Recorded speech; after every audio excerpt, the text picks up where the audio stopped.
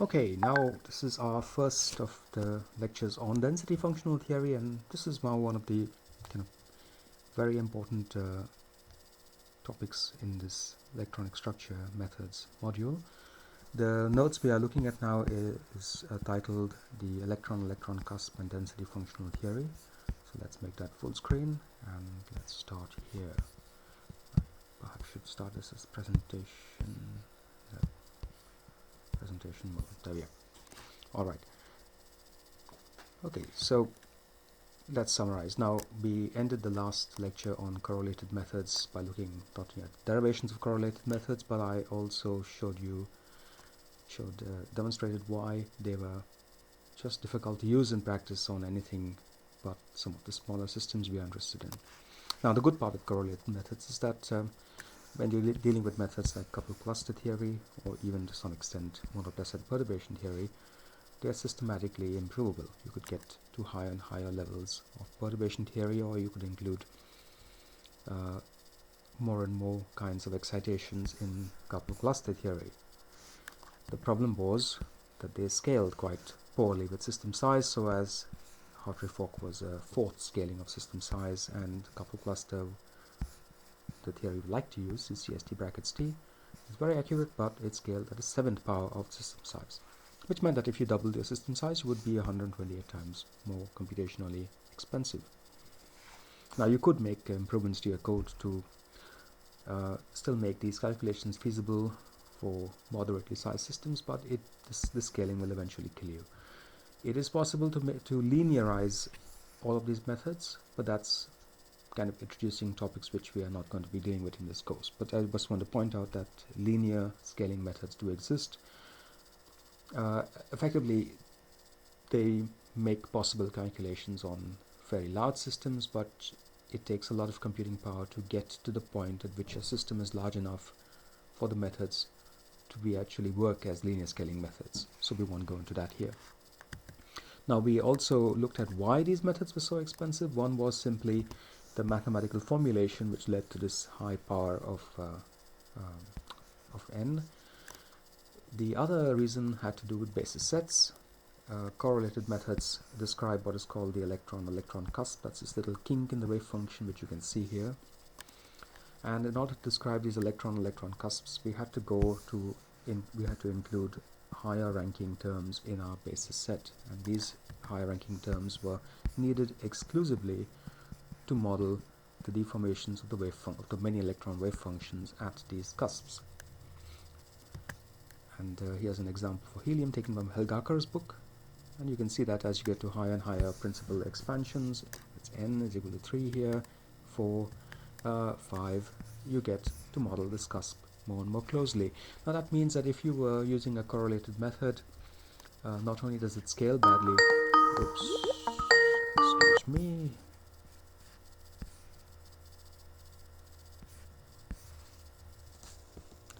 that was not expected. Alright, so let me disable my Skype for the time being and sign out. Quit Skype, sign out.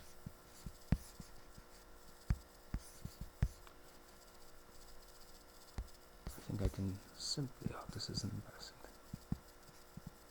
Skype, do not disturb. There we are. Alright, so let's get back to this lecture. So, what we would like to do is to kind of come up with a method which, I was saying that if you had to use a correlated method correctly, you would not only want to include higher levels of correlation, which means that the computational scaling will be poor, but you would also have to include use basis sets which included higher ranking multiple moments, which would be used to model these cusps. Now, this would mean that you had large basis sets. So you have a poor scaling and large basis sets. It's a double whammy, and correlated methods therefore have a problem. We need to get away from this problem, and that solution is density functional theory. Now, what is it? Let's have a look. Alright, so this story begins in 1964 with a seemingly innocuous theorem proved by Pierre Hohenberg and Walter Kohn. What they said was that there was a one-to-one mapping between the electronic density and the external potential, and hence the Hamiltonian. So density, in other words, was determined and determined the Hamiltonian. It was a one-to-one mapping. So rho gave you H gave you rho. Now, before we go into any proof, let's have a look at what we mean by the external potential. They took it to mean any multiplicative one electron potential. Now, in practice, this will mean the electron-nuclear interactions, but it could also mean the interactions of the electrons with an external field. For example, an electric field is a multiplicative potential, one electron potential gives you such a potential. Yeah. Now, does the Hamiltonian determine rho? That should be obvious. If you have a Hamiltonian, in principle you can solve it to get a wave function, and once you have a wave function, we know how we can get a density from the wave function. So H determines rho. But does the density determine the Hamiltonian? Oh, this is the interesting question. Does it seem obvious? Because think about it. The density is a much simpler quantity than the wave function. Now you're used to solving the Hamiltonian to get wave functions. You know, that's each wave function, if it has n electrons in it, it has 3n spatial coordinates and n spin coordinates. So that's 4n coordinates in all. The density, on the other hand, has 3 coordinates. Just 3. For no matter how many electrons you have in the system, you've got just 3 coordinates in the density. And what this theorem says is that this density determines the Hamiltonian. Now, what this means, if this theorem is true, and we're going to show that it is, what this means is that the density contains as much information as the Hamiltonian contains. Now, this is saying quite a lot, because we know that given a Hamiltonian, you can find any wave function. You can find the ground state wave function, excited states. Of course, I say you can, I mean you can in principle, if you could solve the Schrödinger equation for the n-electron system. In practice, you can't. But it's not a fundamental limitation. Now, what this theorem says is that the density is just as good as the Hamiltonian. It contains all the information in the Hamiltonian. The implication is going to be that, you know, perhaps there's a way of finding the ground states of many electron systems without solving the Hamiltonian problem. Perhaps we can find the mapping of density to the energy, and this is where this is all heading. So let's see how the proof proceeds. It's by reductio ad absurdum. Alright, so this is our Hamiltonian. We have H is equal to, we have a kinetic energy part for the n electrons, we have the electron-electron interactions, and then we have this external potential, which is the density functional language for saying this contains the electron-nuclear terms, for example. So we already know that H, the Hamiltonian, determines the density rho. Now what we're going to assume is that, well, if the density rho does not determine H, then perhaps there are 2 Hamiltonians which give you the same density rho. Now those 2 Hamiltonians, they're going to be n-electron Hamiltonians, which means that their kinetic energy parts and the electron-electron parts are going to be identical. They can only differ in this last term here. So let's assume that there are 2 Hamiltonians, H1 and H2, which have different external potentials, and we're going to call them V1 ext and V2 ext. And these 2 Hamiltonians arise from the same density. Alright, so that's the key point here. We're going to assume that there is 2 Hamiltonians which arise from the same density. Alright, so let's see how this works. So we have 2 Hamiltonians, H1 and H2, with the same ground state density. But of course they will have different ground state wave functions, psi1 and psi2. Otherwise the Hamiltonians would be identical. I mean, if they're giving you the same wave functions and densities, well, then they're the same thing. So we have H1, H2, the same densities, rho, but they have 2 different wave functions, psi1 and psi2. And now let's see how this proof proceeds. So consider H1. The variational principle states that the ground state energy for H1 we'll call this E0, 1, where the 1 refers to this 1 over here. Well, that's going to be less than the expectation value of h1 with the other wave function. Now there's a strict less than here because we have assumed that psi1 is not equal to psi2. Alright, so the ground state energy for h1 is less than the matrix element of the Hamiltonian h1 in with the other wave function, that's psi2. Alright, now what we do is we add and subtract two terms from here. I'm going to add and subtract this term, in fact, psi2 h2 psi2, and that leaves us with psi2 h2 psi2 plus psi2, and then we have h1 minus h2 psi2. Can you see that this is an identity? So this first line is an identity. But h1 minus h2, remember how these h's are defined? They differ only in their external potential. So h1 minus h2 will be simply the difference of the external potentials. Well, the first term itself is just a matrix element of h2 with psi2, but psi2 gives us the ground state energy for h2, so that's E naught 2. And here we've got the difference in the external potentials, and we have the matrix element of this difference with psi2. Now we've already seen from our useful results lecture that when we have a 1 electron potential, the matrix element of an n electron wave function with a 1 electron potential is the integral of the density times this potential. So that's what we're writing down here. The third line, we have the ground state energy, the exact ground state energy E naught 2 for H2 times the integral of the density times this difference in potentials, E1 external minus E2 V2 external, sorry, integrated over all space. Now you could just as well start from E naught 2. So you consider instead of H1 we have H2, and you get E naught 2, and you're going to show that E naught 2 is less than E naught 1 in exactly the same way, plus the integral of rho times the difference in the external potentials in the opposite sense. So V2 external minus V1 external integrated over all space.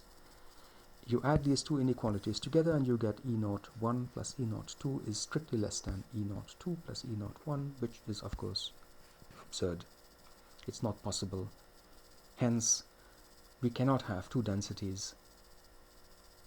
We cannot have two Hamiltonians giving you the same density. Therefore, the density and the Hamiltonians, there's a one-to-one mapping between them. Brilliant. Now this theorem was fantastic. I mean, what it said is that, well, there's a possibility here of using the densities and in place of the Hamiltonian. But it doesn't say how to do it. It just says it's not mathematically, it's mathematically possible, but how do you get there? Okay, so let's see how we proceed. Now, this is just a pause here, just to remind you, what is the external potential? It is a 1 electron multiplicative potential that will normally include the electron-nuclear interactions. Now, I've explained this in the useful results notes, but let's have a look at it here. It's multiplicative and not differential. So the kinetic energy operator is also a 1 electron operator, but it is not multiplicative, it's differential. Now in the derivation of this particular result we used here to go from this matrix element of an n electron wave function with a 1 electron potential n electron wave function, and that's written as the integral of the density times the potential. In this derivation we had to assume that this potential was multiplicative. We had to move it around under the integral.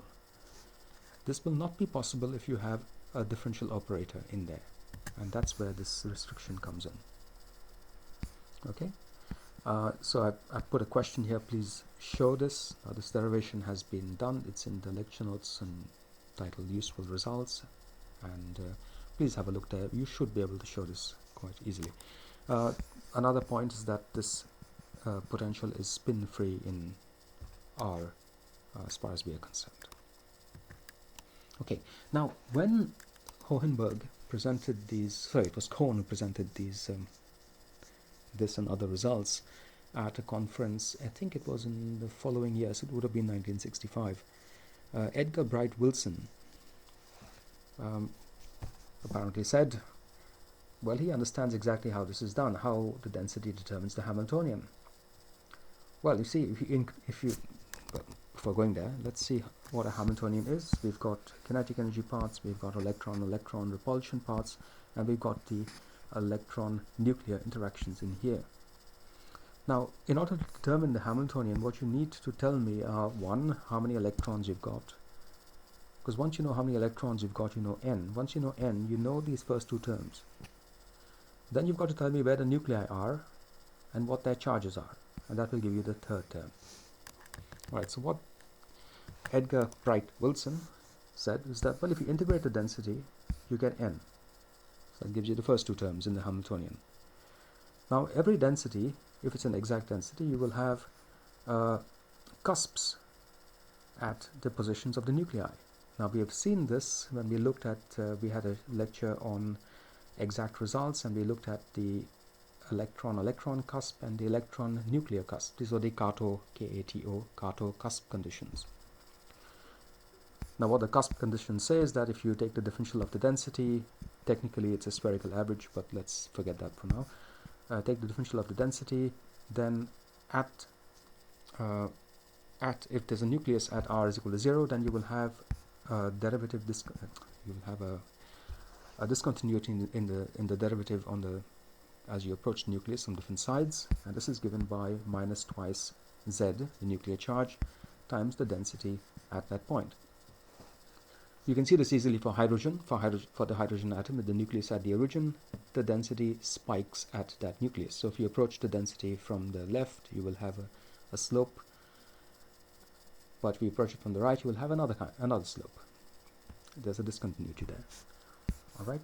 Now, so all you have to do then, according to Wilson, was just keep finding out this derivative at all points, and where you have these cusps, that will be the position. Those will be the positions of the nuclei, and the derivative at that point will be proportional to the nuclear charge z. So in other words, you can find out the locations of the nuclei and their charges, and that gives you the whole Hamiltonian.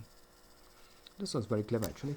Now, it's kind of nice to see who these people are. I'll show you some pictures of, actually let's have a look at this now, if I can find it. Here we are. This is Bright Wilson from, just have a quick search. That's what he looks like. Now, Bright Wilson has a son who you may have heard of. That was Kenneth Wilson, who won the Nobel Prize for his work on theoretical physics. I believe he worked on renormalization theory, but I could be mistaken here. And Walter Kohn, who also won the Nobel Prize for his work on density functional theory. Well, that's him. Kohn passed away a few years ago. I had the chance of meeting him in Spain. Alright, so let's get back to these lectures. So that's the Edgar Bright Wilson observation, which kind of gives you a working way of taking a density and deciding what the Hamiltonian is. And once you've got the Hamiltonian, you can solve it using the usual methods, find the wave function, and hence find the energy. Now, this is quite a cumbersome way of making a density functional theory. You don't want to do that. You don't want to solve the Hamiltonian at any point. You want to somehow go from the density to the energy through a more direct route, if you could find it. But none of these theorems, or even the Wilson observation, is not telling you how to do this. They're telling you it is possible. They're telling you this is how you can do it in this kind of circuitous way, but they're not telling you how to do it directly. Now, during the development of density functional theory in its initial stages, a lot of people spend a lot of time worrying about some of the mathematical foundations of the method. I don't really want to go into very many of these foundations. I just want to point them out to you, and so let's have a look at them in brief, but we won't be going into much detail here. Now, the first thing we want to do is to define, make a formal definition. This is just a formal definition. This is not a working definition. We can define the energy now as a functional of the density. Why? Because the density maps onto the Hamiltonian, and hence it must map onto the energy. So the energy is formally a functional of the density. I don't know what that functional looks like, but we can start to write down its basic properties. So E as a functional of rho must contain a contribution from the kinetic energy. I'll call that T of rho. An electron-electron term, which will include the exchange, the correlation, the Coulomb interactions. That's this term here. And then we will have an electron-nuclear term, which in the density functional language we will write down in this form through this integral of the density times the external potential. These first two terms are clumped into one functional called f of rho, and this will be our Hohenberg-Kohn functional. Now, what Hohenberg and Kohn had proved in their 1964 paper, in addition to that first theorem, was a second one. The second theorem says that if rho tilde is an approximate density, then the energy functional with the exact density is always less than or equal to the energy functional with the approximate density. So if you knew what this functional was, then you could find out what the exact density was through this principle, because you would keep putting in trial densities and you will get an upper bound to the exact energy, and when you get the lowest energy possible, that would be your approximation to the exact density. Now this is, in mathematical terms, this is a variational principle. So this is called the variational principle for density functional theory. Now this is quite nice because it meant that given a set of densities, you could evaluate them if you knew what this functional was. And you could evaluate them by simply evaluating the functional for each of these densities, ranking them, and taking the lowest one as your best approximation. How did this theorem arise? Well, this is how it goes. So from the first theorem, we know that rho tilde determines its own unique potential V tilde external, okay, and the Hamiltonian H tilde, and hence the ground state wave function psi tilde. In other words, rho tilde determines the external potential V tilde, which of course determines the Hamiltonian H tilde, and if you could solve the Hamiltonian, you would get a ground state wave function psi tilde. This is all formal, but it's possible. Alright, now let's use this rho tilde as a trial wave function for the Hamiltonian H with the external potential V external. Now from the variational principle, which you know, the exact energy, ground state energy E naught is equal to the energy functional evaluated with the exact density. Now that's going to be less than or equal to the matrix element of H with psi tilde, because psi tilde may not be the exact wave function. It comes in from rho tilde, which is not necessarily the exact density. So this is always less than or equal to psi tilde H psi tilde. You will get an equality when psi tilde is equal to the exact wave function psi, in which case rho tilde would be the exact density rho. And well, this is just the energy, which is then given energy with this wave function psi tilde, and the wave function psi tilde maps onto rho tilde. So this would be the energy functional with rho tilde as your density, so the f of rho tilde plus the integral of rho tilde with the external potential. Okay, remember this external potential is the exact external potential, and that's the energy functional evaluated with rho tilde, which means that E of the energy of the exact density is less than or equal to the energy with the trial density. I'm sorry that these E's changed their font, but this seems to be a LaTeX Beamer problem I simply could not fix. Okay, so this is what we have. Then we have a variational principle. Good. Let's have a quick pause here while I just see what's coming up ahead, and then we can proceed. Alright, let's resume. So go into presentation mode again.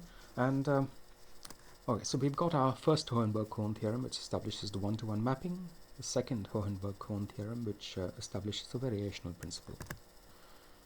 Now, I think it was Mel Levy who said, well, you can look at this whole business of finding a minimum in another way. He says, well, with the standard variational principle, what we do is we take our Hamiltonian, which I've represented here as a kinetic energy operator, an electron-electron operator, and this external potential. You evaluate, you pick a trial wave function for the n electron system psi. You evaluate this matrix element that gives you an energy, and you take the minimum of these matrix elements over all possible psis. Now the space of these wave functions is known. It's the space of n electron antisymmetric wave functions. All right. Now what you could do is you could split this minimization into a double step. You could first minimize with respect to all wave functions that gave you a particular density, and then you could minimize with respect to all possible densities. All right. Now if you look at if in the inner bracket, if these psi's here all give you a particular density, then what you can do is you can write this down as this double minimization over rho, minimization over psi's that give you this rho, and then you have this matrix element can be written in this form. You have psi t, the matrix element of the kinetic energy and the electron parts with this wave function psi, and then you have the matrix element of the external potential simply gives you V external times rho, because all these sides give you the same rho. Now this thing in these round brackets is simply the Hohenberg. It's the energy functional we've been using in density functional theory. So the ground state energy then is the minimum over rho, where we have in the round bracket, the term in the round bracket is simply the Hohenberg-Kohn energy functional F plus this integral over the external potential and the density. So there's nothing very special about minimizing over wave functions or minimizing over all possible densities. The problem here though is that we kind of know what kinds of wave functions, when we are looking for wave functions, we know that I'm after an n electron wave function. It's got to be antisymmetric. So I search through the space of all possible antisymmetric functions. The densities, there's not much to guide us. And this caused a headache to mathematicians and mathematical physicists for a long time, but we won't go into it here. If you want to find out more, have a look at the book by Parr and Yang, Density Functional Theory. It's excellent. By the way, Parr and Yang also had a nice illustration as to how do we look at this double minimization step, and they said, well, it's kind of like this, and forget the figure on the top. You've got a school with many classrooms, and you want to find the tallest student in the school. What you can do is to say, well, line up all the students on the school ground, and that just takes forever. Or you could find the tallest student in each room and then bring them together, and then you find the tallest student amongst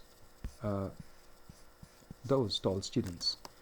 So each of these you extremized in each room. That's the inner extremization step, and then you extremize with respect to all of the extremums you have found so far, and that's the outer minimization step. In this case, it's a maximization step.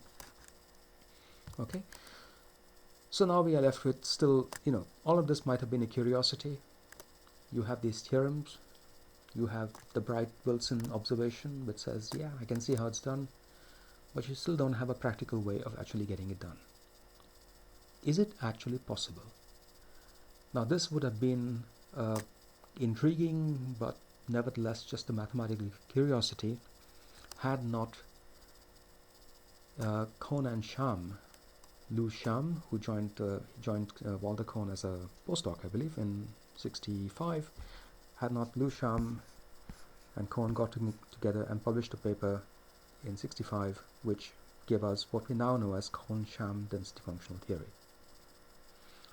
Alright, so the next, I'm going to pause this lecture here, and then we are going to move on to, before going into Kohn-Sham density functional theory, we are going to first look at something called Thomas Fermi theory, because there was a way of getting a density functional theory before Hohenberg and Kohn came onto the scene, but it was known to be approximate. What Hohenberg and Kohn showed is that in principle you could make these density functional theories exact if you only knew what the function was.